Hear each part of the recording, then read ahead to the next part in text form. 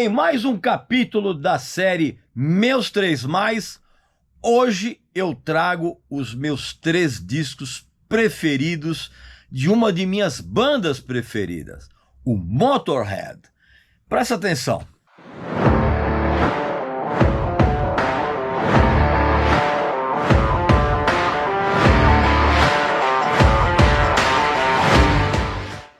Meu amigo e minha amiga, eu tenho uma dica muito legal para você. Uma das melhores bandas do rock brasileiro está lançando a sua HQ. É, exatamente, o pessoal do Motor Rocker, uma banda que eu já toquei um monte de músicas deles lá nos meus programas de rádio, está lançando Blues do Satanás em 2 versões. Uma HQ muito legal, inclusive o título remete a uma das canções da banda. Tem a edição normal, que é aqui em preto e branco, ó, tá vendo? Ó, eu tô mostrando aqui pra vocês, olha que bacana. A história é muito legal, cara. Ela fala de toda aquela mítica do pacto, né? Daquela lenda que povoa o mundo do blues e também do rock and roll, né? Aqui, ó, olha que bacana. Essa aqui é a edição normal, né, da história, e tem a edição de luxo, ó, com capa dura, ó, que é uma edição colorida. Deixa eu mostrar aqui pra vocês, olha que bacana. E a história é muito legal, a história é muito divertida. Olha, vou mostrar aqui pra vocês. As ilustrações são muito legais, vale muito a pena. E essa edição aqui, que é a edição de luxo, ela ainda vem com uns brindes, né? Como, por exemplo, uma palheta personalizada. Tá vendo aqui? Ó, uma reprodução do ingresso do primeiro show da banda e vem também com um pôster. Vou mostrar aqui pra vocês, olha que legal. Bem bacana, né? Pra quem gosta de HQ e gosta de rock and roll e de blues, é uma pedida e tanto. Ah, e essa edição, além de ter todos esses brindes, ela tem também um QR Code que você pode acessar e tem mais um monte de benefícios, um monte de mimos para vocês. E você pode, inclusive, aqui, deixa eu botar aqui, exatamente aqui, tá vendo? E você pode adquirir um desses exemplares, ou os 2, né? De uma vez só, de uma maneira muito simples e com um ótimo desconto. Você vai clicar aqui embaixo no link correspondente, vai preencher o cupom de desconto com Regis Tadeu Indica, tudo junto, e na hora de finalizar a compra, você vai ter 10% de desconto. É muito legal e eu, se fosse você, não perderia essa oportunidade, porque é uma HQ bem diferenciada, tanto uma quanto outra. Aí você escolhe, tá ok? Então, tá dada aqui a minha dica e agora a gente segue em frente com o nosso papo. Meu amigo e minha amiga, estamos aqui para mais um episódio da série Meus Três Mais, onde eu sempre trago os meus 3 discos preferidos de uma determinada banda, de um determinado artista. E hoje eu vou falar exatamente de uma das minhas bandas favoritas, o Motorhead. Claro que antes você vai fazer a sua inscrição aqui no canal, vai visitar a nossa loja, que tem uns produtos muito legais, como essa camiseta aqui, né? E vai também clicar aqui embaixo em Seja Membro, para que você se torne sócio do nosso exclusivíssimo Clube de Membros VIP, né? Um local cheio de material inédito e exclusivo para quem é sócio. Você clica aqui e evidentemente que você vai escolher o seu melhor plano. O Motorhead, assim, eu adoro toda a discografia do Motorhead, sabe? Todos os discos. Para mim o Motorhead não tem disco ruim. Então por isso é muito difícil para mim, vamos dizer assim, escolher os 3 favoritos. Não, pensando bem, não é tão difícil assim, né? Vocês vão perceber. Então hoje, no dia da gravação desse vídeo, são esses os meus 3 discos preferidos. Em terceiro lugar, isso vai surpreender muita gente, Another Perfect Day. Exatamente.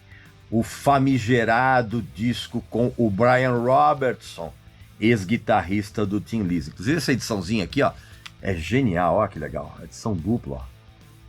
Bem bacana, vem um monte de... Vem bônus, vem um show ao vivo de 1983, é bem legal esse disco. E esse aqui é o meu terceiro preferido, cara, porque Na época, quando ele saiu, cara, foi uma surpresa para todo mundo. A gente não tinha internet, né? Então, quando a gente recebeu a informação, quando a gente pegou o disco na loja, o Fast Eddie Clarke tinha saído, né? Daquela clássica formação, e entrou o Brian Robertson, que tinha sido demitido do Thin Lizzy. Era um negócio tão inesperado quanto esquisito. E essa estranheza se devia ao fato de que o senso melódico hard rock do Brian Robertson não combinava com aquela rusticidade, com aquela pauleira, né, do Lemmy e do grande Phil Animal Taylor, um dos meus bateras favoritos. E grande parte dessa costura incrível que aconteceu nesse disco se deve ao produtor Tony Platt, porque ele soube unir duas pontas aparentemente soltas e ele criou assim ele pegou essas duas pontas e criou um nó muito robusto, sabe? E ao mesmo tempo com algumas soluções melódicas e harmônicas surpreendentes para quem vinha acompanhando o trabalho do Motorhead. Como, pra você ter uma ideia, tem um piano, exatamente, tem um piano numa ótima faixa desse disco chamada Rocket. Se você ouvir com fones, você vai conseguir ouvir, né? Tem que prestar bastante atenção. E é daqueles pianos bem safados, sabe? No melhor significado do termo. Então nesse disco, cara, existem umas faixas que pra mim, cara, são das melhores canções que o Motorhead fez em toda a discografia, cara. E são canções pra mim espetaculares, cara, e melodiosas, por incrível que pareça. Tem Dancing on Your Grave, tem Back at the Funny Farm, tem I Got Mine, One Track Mind, que inclusive é uma canção que podia estar em qualquer álbum clássico do Ted Nugent dos anos 70. Tem Shine, que é uma canção do Brian Robertson, que provavelmente ele levou pro Motorhead depois que ela foi recusada na época do que ele tava no Thin Lizzy. E tem aquelas pauladas clássicas, né? Tipo Die You Bastard, sensacionais. E é um disco também que tem uma sonoridade e um repertório únicos dentro da discografia dos caras. E que até hoje sofre uma imensa injustiça, até mesmo por parte dos fãs da banda. Principalmente porque os fãs nunca aceitaram aquele visual ridículo do Brian Robertson, que ele usava nos shows. O cara usava short prateado, sapatilha de balé, camisetinha regata, faixinha na cabeça.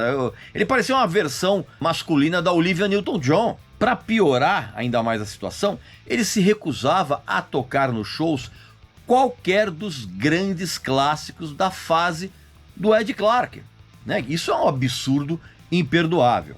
Na verdade, o Brian Robertson, ele entrou meio na banda meio de quebra-galho, cara. Por quê?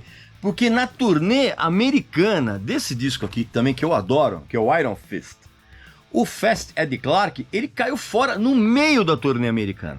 Então, para completar as datas, o Phil Animal Taylor, que adorava o Thin Lizzy, ele sugeriu o Brian Robertson, que tinha sido mandado embora da banda. E aí o Lemmy, meio a contragosto, aceitou. E aí o Brian Robertson cumpriu as datas, correu tudo bem. E aí, ok, vamos então efetivar o Brian Robertson na banda. Só que o que a princípio pareceu ser uma coisa meio tranquila, logo se tornou um autêntico pesadelo, cara. Primeiro, porque o Brian Robertson, ele demorava quase um dia inteiro para gravar as guitarras numa única música. E isso pro Lemmy, cara, era um negócio desesperador, era uma tortura. Porque eles estavam acostumados a matar as músicas muito mais rapidamente. E aí, foi durante essas gravações que o Brian Robertson começou a aparecer com um visual diferente, que é aquele que acabou desaguando nos shows, né? Ele aparecia... Exatamente, ele parecia uma versão masculina da Olivia Newton-John da época do Physical. E foi exatamente por todos esses problemas, cara, que o Lemmy, ele detestou esse disco na época.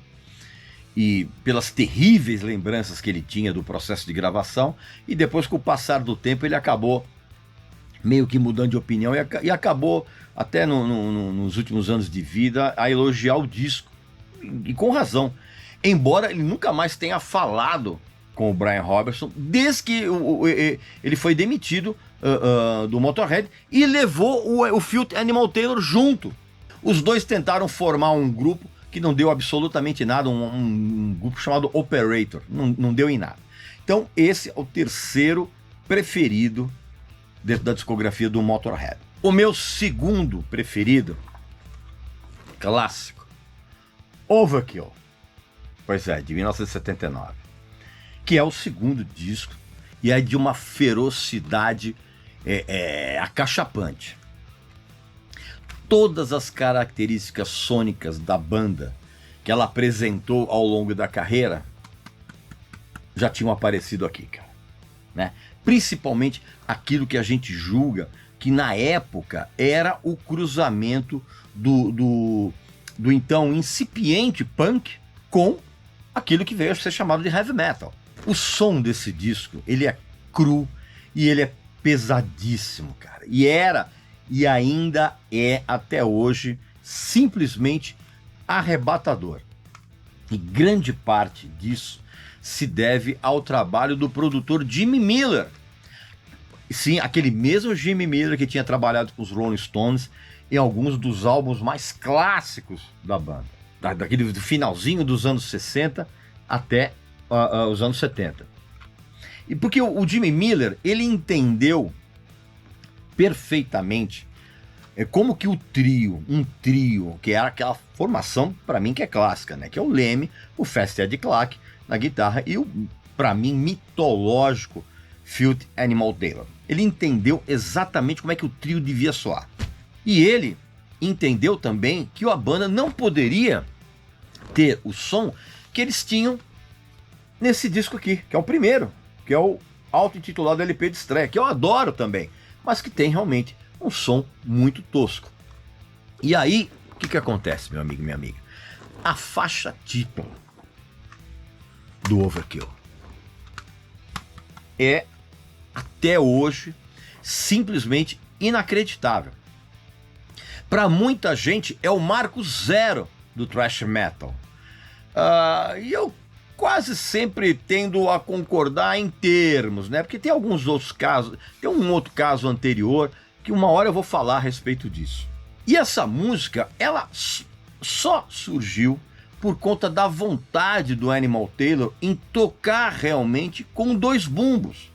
Porque ele ficava puto da vida quando ele assistia os shows, cara, e os bateras apareciam no palco com a batera de dois bumbos, mas só tinha pedal em um dos bumbos. Então o outro era usado como figuração. E o Animal Taylor ficava puto da vida com isso. E o que acontece? Ele resolveu tocar uma música com os dois bumbos realmente. E ele ficou praticando esses dois bumbos. Ele chegou mais cedo num dos ensaios de pré-produção do disco. E ele chegou um pouco mais cedo e ele ficou praticando lá umas 2 horas, tocando aquela levada inacreditável. E aí, quando os outros dois caras chegaram no estúdio, o Animal Taylor ele parou de tocar. E aí o Lemmy virou para ele e falou assim: não, cara, continua tocando isso aí, vamos fazer um som. E aí nasceu o Overkill desse jeito, cara, na hora ali. E esse disco, cara, numa boa, é uma canção mais sensacional que a outra. Tem Stay Clean, né? Que inclusive tem o Lemmy fazendo solo de baixo nessa música.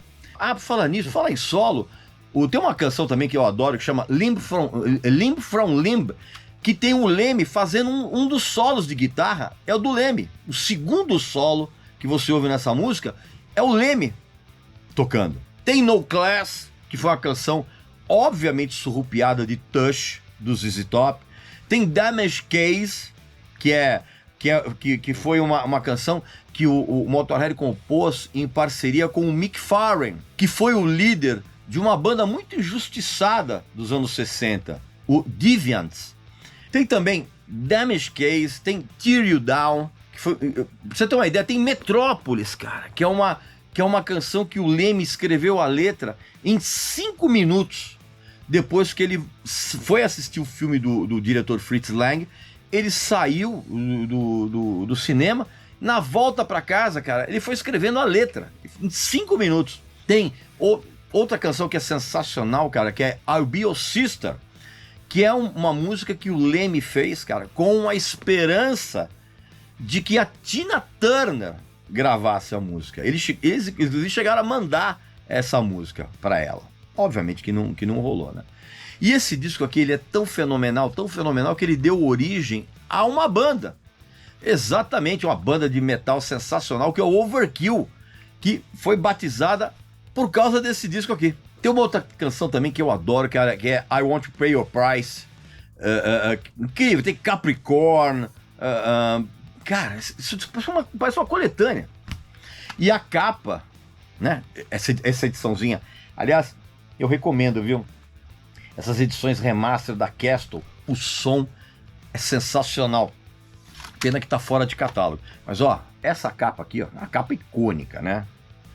E, por incrível que pareça, o autor dessa capa, que é um artista chamado Joe Petagno, ele nunca ficou satisfeito com ela, por motivos técnicos. Porque ele teve um prazo muito pequeno para entregar a capa, tinha 10 dias, e ele não conseguiu encontrar, ele queria ter usado mais elementos, e ele não conseguiu encontrar a banda para aprovar a arte, então acabou saindo essa capa mesmo. Pra você ter uma ideia, o Petagno, ele disse que ele praticamente refez a capa do Overkill do jeito que ela deveria nesse disco aqui, ó, no Inferno, tá?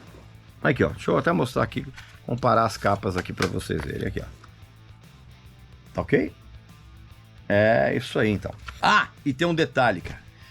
3 semanas depois que o Overkill foi lançado, cara, saiu uma edição de mais ou menos umas 15 mil cópias em vinil verde, que eu tô desesperado para encontrar esse disco a um preço razoável, há décadas. Então a banda e a gravadora, eles ficaram tão entusiasmados com as vendas, né, que todo mundo voltou pro estúdio no mesmo ano para gravar o disco seguinte, que é outro que eu adoro, que é o Bomber, quase que entrou na lista aqui. Então, o meu segundo preferido é o Overkill. Aí, obviamente, você já sabe, né, que o meu disco favorito é o lendário Ace of Spades, né? Que é um dos maiores clássicos da história do rock em todos os tempos. O disco é uma das raríssimas unanimidades, cara. Ninguém fala mal desse disco. Esse disco parece ter ele parece uma coletânea, cara. Tem Love Me Like a Reptile, Shoot You in the Back, The Chase is Better Than the Catch, We Are the Road Crew, que é uma homenagem aos Rhodes dele, né? E foi composta inteiramente pelo Leme em 10 minutos. Tem Leave It to Win, The Hammer, Fire Fire, By the Bullet, Dance. Isso aqui parece uma coletânea, cara. E eu vou dizer uma coisa pra você, meu amigo e minha amiga, não existiria bandas como o Motorhead se não fosse por esse disco aqui. É sério, cara. A faixa título, então, cara, se tornou imortal, cara. São 2 minutos e 50 de uma energia absurda, de uma letra sacadíssima e um arranjo pesado totalmente na sua potência máxima, cara. A produção do Vic Mail aqui, ela é irretocável, porque ele fez jus à experiência dele ter trabalhado em discos do Jimi Hendrix e do The Who. E ele conhecia o Leme, cara, desde a época do Hawkwind. A capa desse disco aqui é um caso à parte, porque muita gente não sabe do significado dela, cara. Todo mundo pensa, é uma referência ao faroeste. Ok, só que tem mais coisa escondida. Nem preciso falar do álbum, né, cara? Esse disco foi tão esmiuçado. A capa, inicialmente, foi proposta uma imagem de revólveres numa mesa de carteado, né? Num tom meio sépia, assim. E a banda rechaçou isso e avisou que a imagem teria que ser de cowboys no deserto. Então o que acontece? Eles foram para uma pedreira num subúrbio no norte de Londres, né? E num monte de areia que tinha ali, eles fizeram as fotos. E cada um tem uma roupa remetendo a um personagem de faroeste. O Ed Clark, ele tá baseado no Clint Eastwood, no filme The Man with No Name, que é o Homem Sem Nome. O Animal Taylor, ele tá baseado no Marlon Brando, no filme One Eye Jacket, que aqui no Brasil, acho que o título é A Face Oculta. E o Lemmy, aqui, ó, ele tá como o Brett Maverick, da série de TV Maverick, que era muito famosa nos anos 70. E esse céu aqui, ó, na verdade é um céu de mentira. Ele foi pintado, cara. Por quê? Porque no dia da foto o tempo tava completamente nublado, tava meio garoando. Então esse céu aqui é de mentira. Bom, nem preciso falar, esse disco já foi esmiuçado tantas vezes por aí que é realmente uma coletânea. Então esses são os meus 3 álbuns favoritos do Motorhead. Aqui nos comentários, coloca os seus 3 discos favoritos do Motorhead e por quê. Explica por quê, tá bom? Não esquece também de visitar a nossa loja, que tem uns produtos muito legais como essa camiseta. Não esqueça de fazer a sua inscrição aqui no canal e também, claro, não esqueça de clicar aqui embaixo na descrição do vídeo em Seja Membro, para que você se torne sócio do nosso exclusivíssimo Clube de Membros VIP, tá bom? Então um abraço, saúde para você, para sua família e para seus amigos. Até a próxima!